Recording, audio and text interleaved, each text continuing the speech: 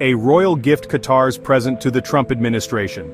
The American political landscape is no stranger to controversy, especially when it involves President Donald Trump.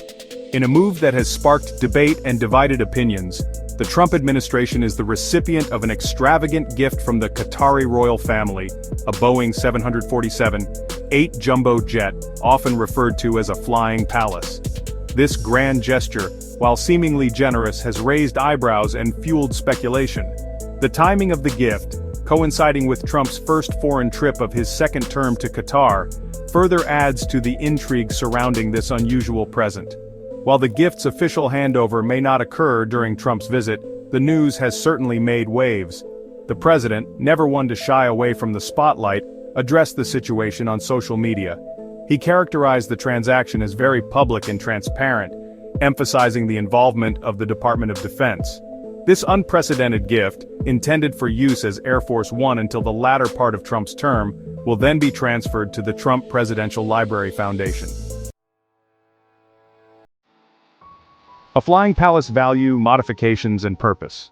The opulence of the Boeing 747-8 jumbo jet is undeniable. Valued at an estimated $400 million, this lavish aircraft is a far cry from your average mode of transportation. This price tag, however, doesn't include the extensive modifications required to equip the plane for its prestigious role as Air Force One.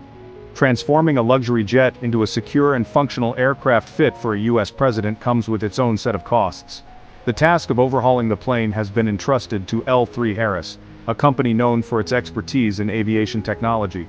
These modifications are not merely cosmetic, they are essential to ensure the safety, security, and operational efficiency of the aircraft when transporting the President of the United States. The modifications encompass a range of upgrades, from advanced communication systems to secure meeting rooms and living quarters. Legal scrutiny. Navigating the ethics of the gift. The extraordinary nature of this gift has inevitably invited legal scrutiny. The White House counsel's office, in conjunction with the Department of Justice, undertook a thorough legal analysis to determine the legitimacy of the arrangement. Their findings concluded that the acceptance of this gift does not constitute a violation of bribery laws or the emoluments clause. Central to their argument is the assertion that the gift is not contingent upon any official act by the Trump administration, thus negating claims of bribery. Furthermore, they argue that the emoluments clause, which prohibits U.S. officials from accepting gifts from foreign governments without congressional approval, is not applicable in this instance.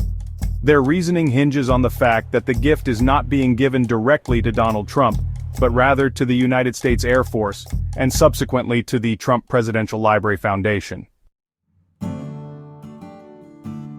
Section 4. Comparing jets, the new plane versus the old fleet. The acquisition of this new aircraft comes at a time when the current Air Force One fleet, consisting of two Boeing 747-200s, dating back to 1990, is approaching the end of its lifespan. The need for a replacement has been acknowledged, and a contract for new presidential aircraft was signed in 2018. However, the delivery of these new planes is not expected until 2027, leaving a potential gap in presidential air transport. Trump's desire to have a new Air Force One sooner rather than later is no secret.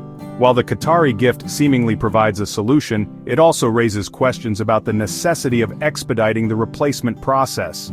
Critics argue that accepting such a lavish gift could be perceived as bypassing established protocols for acquiring government assets. Section 5. Political battlefield. Reactions to the Qatari gift. As with any issue involving Donald Trump, the Qatari gift has become a political football. Democrats have been quick to criticize the arrangement, with some going as far as to label it brazen corruption. Senator Chuck Schumer voiced concerns about the potential for foreign influence, while Senator Adam Schiff questioned the ethical implications of accepting such an opulent gift. Trump, in his characteristic style, has hit back at his critics, accusing Democrats of hypocrisy and suggesting they would rather see the administration pay top dollar for a new plane instead of accepting a gift. The White House, for its part, has maintained that the arrangement is above board and fully compliant with all applicable laws and regulations.